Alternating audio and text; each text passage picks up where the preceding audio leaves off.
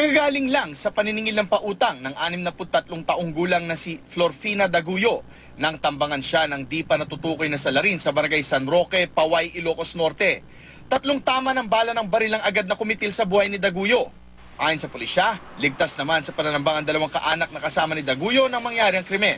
Sa ngayon, hindi pa matukoy ang tunay na motibo sa krimen, lalo't wala raw natatanggap na banta sa buhay ang biktima. Pero hindi inaalis ng pulisya ang posibilidad na may kinalaman sa pautang ang motibo sa pamamaslang.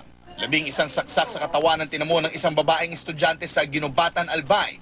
Batay sa inisyal na report ng pulisya, kursunada ng isang tambay ang high school student ng Bicol University na si Janice Villa-Asis.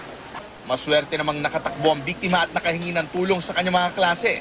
Arestado na ang sospek at inihahanda na ang kaso laban sa kanya. Patuloy namang nagpapagaling sa ospital ang biktima. Sa Dumalinaw, Zamboanga del Sur naman, isang hauler truck ng soft drinks ang sumalpok sa army jeep kahapon. Nahulog sa bangin ng hauler truck. Ang jeep naman, sinalpok ang nakaparadang minivan ng field post. Sa lakas ng pagkabangga, tumilapon ang 12 sakay ng army truck, habang nagtamo naman ng matinding sugat ang 3 sakay ng truck ng soft drinks. Nagpapagaling na sa ospital ang mga biktima, habang inimbestigahan ng mga otoridad ang naturang insidente.